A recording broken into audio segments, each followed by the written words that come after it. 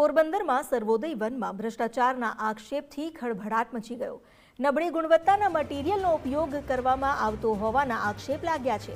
રંગબાઈ ખાતે ચાલી રહેલી કામગીરીનો વિડીયો વાયરલ થયો. વિડીયોમાં બાંધકામની ગુણવત્તા સામે ગંભીર સવાલ ઉઠ્યા છે.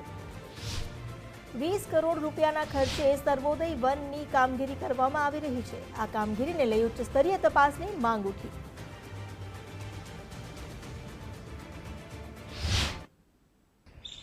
મોટરસાઇકલ એક કોક ભરીને જતું બાસ્કુલ લઈને તો મોટરસાઇકલ હતા ઉપાડે જાવ અને આ લાખો ટન હારે એનું કંઈ થતું નથી.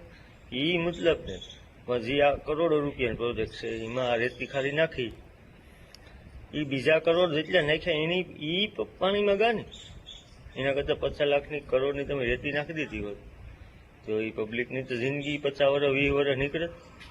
આ તમે તમારા 50 લાખ સારું છે ને આખા કરોડો રૂપિયાનો ધૂપેડો દઈ દીધો.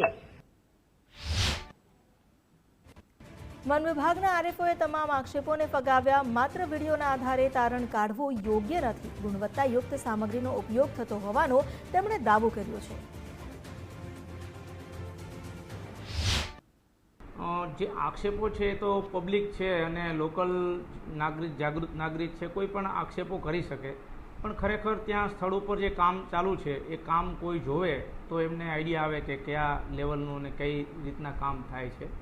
એટલે એ આક્ષેપો તો એ કંઈ એટલા મને નથી લાગતા કે યોગ્ય હોય એમ.